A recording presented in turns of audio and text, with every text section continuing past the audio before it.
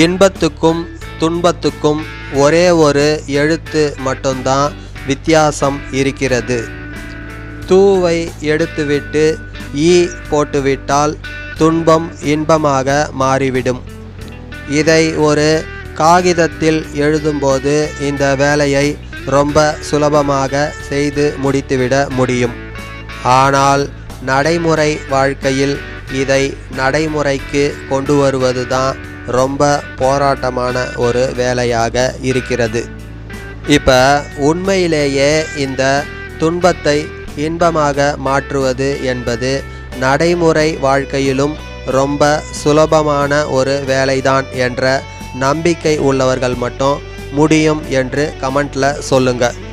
இல்லை முடியாது என்று சொல்பவர்கள் முடியாது என்று கமெண்ட்ல சொல்லுங்க. வாங்க, எத்தனை பேர் கமெண்ட்ல வரீங்க என்று பார்க்கலாம். வாங்க, யூடியூப்பில் கமெண்ட்ல உங்கள் கருத்தை பதிவு செய்யுங்கள். யூடியூப்பில் கமெண்ட் செக்ஷனில் உங்கள் கமெண்ட்டை எழுதுங்கள்.